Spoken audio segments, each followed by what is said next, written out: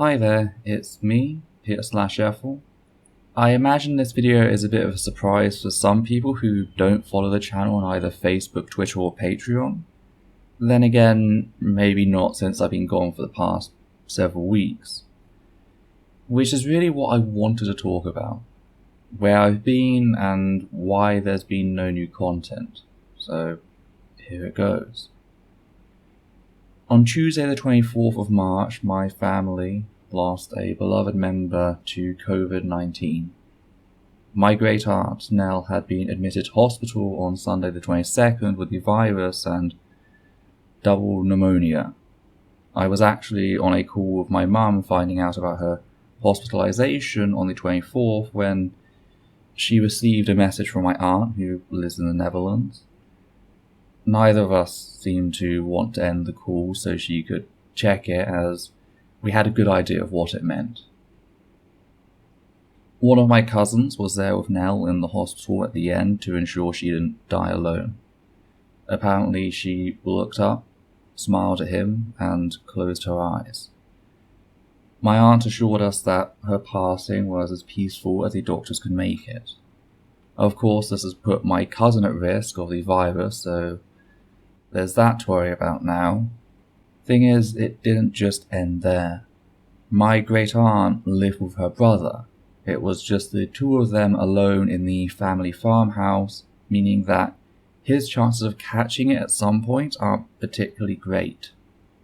What's worse is that due to a straining social infrastructure, my aunt and her family are having to look after my grandmother, meaning they can't visit him to help him through the grieving period, as it'd mean they couldn't help her.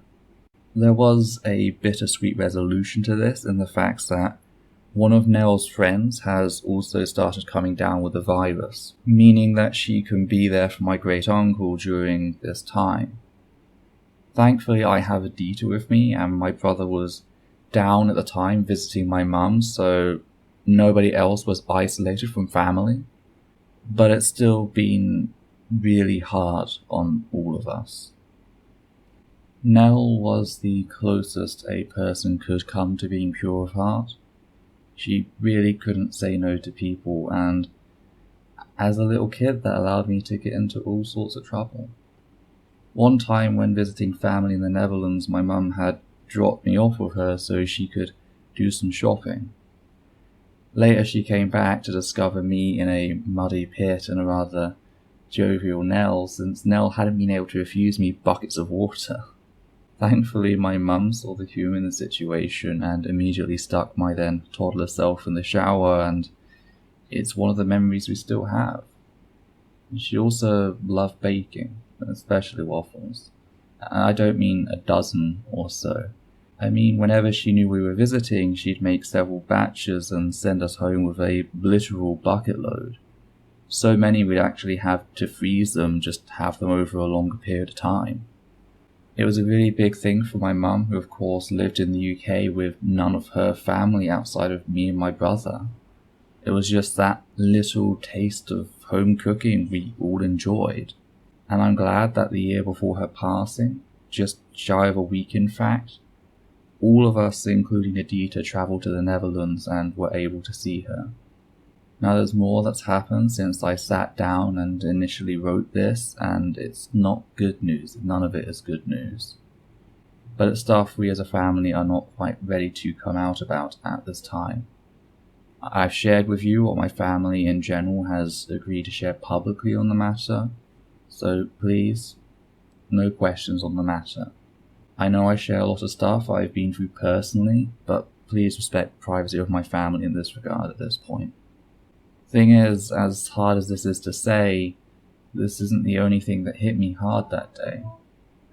That morning I had a session scheduled with my therapist, the one who's been helping me tackle my PTSD. And as some of you know, I've been working on a video relating to autism, which has been an experience. Autism is something that many of the people I know have told me I should get tested for, but I never have. I always focused on it as, well, it was one person pointing out one thing, that doesn't mean anything.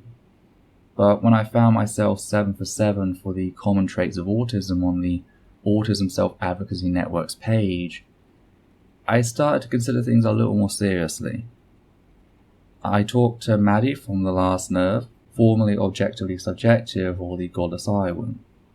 They sent me a couple of clinical tests and I scored within the range for potential autism. So I decided I may as well schedule a session with my therapist, asking if they had knowledge of the subject and we could use the session to discuss it. They said yes to both. I was expecting to go in, discuss the veracity of the tests I'd done, discuss some of the symptoms, and reach a plan as to how to advance from there. That did not happen. Instead, my therapist spent the first half of the session lecturing me on a lot of stuff I already knew and didn't see the relevance of to argue why they wouldn't do that.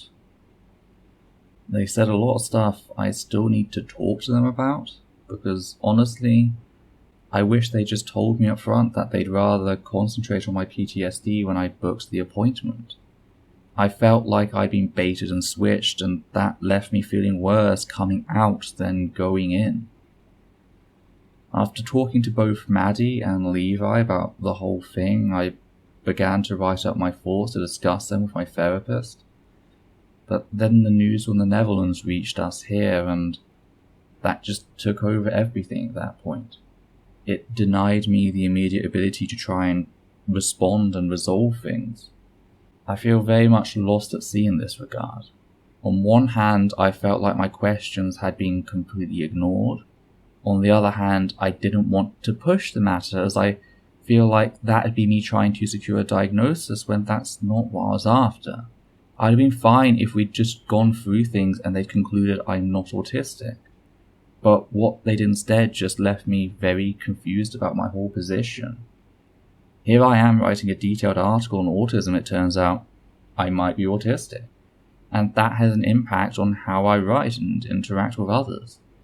I mean, I made a post on the 2nd of April, since it was Autism Speak's main fundraising day, just listing many of the issues I'd come across. It was not meant as a comprehensive guide, but rather a heads up for my viewers. It had sucked for them to donate to Autism Speaks, only for me to come out and tell them that it was a mistake thereafter. Well, turns out the autism community likes the post. A lot. And they ran with it, sharing it more than 7,000 times and giving it 10,000 likes, which is great. I'm really proud and honored that you like my post, and it fills me with a lot of hope for the video. But here's the thing. With that came the debates, the discourse.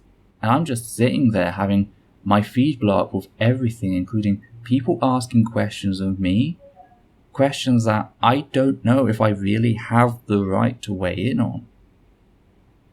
As I told Levi in one of our calls to keep each other company and later work on the script, I felt like Schrodinger's autist.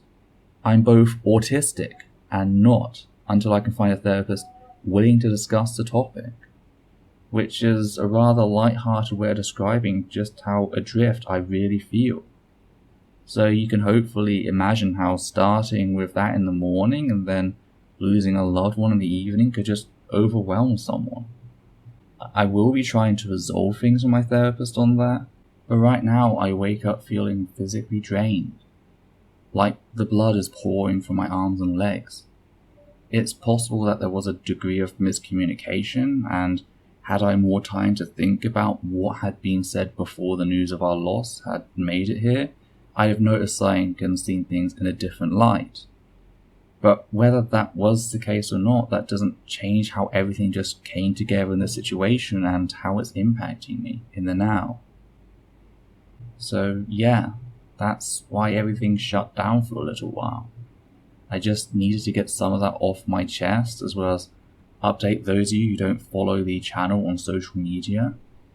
Part of me tries to face things with humor, specifically the fact that every time I tell myself I can take a rest, that things are done, life just throws the next thing at me. But honestly, it's just pretty difficult right now. The video on autism is recorded now and it is coming out, but I don't even know if I'm going to have it done in time for Autism Acceptance Month.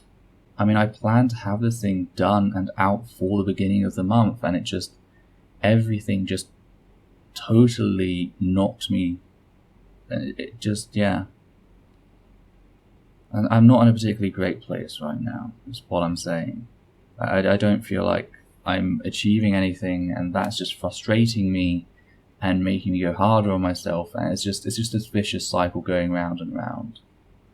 But yeah, I am working on things, and I just wanted to give you that update and let you know where I am, both physically and emotionally. So I guess I'll see you around.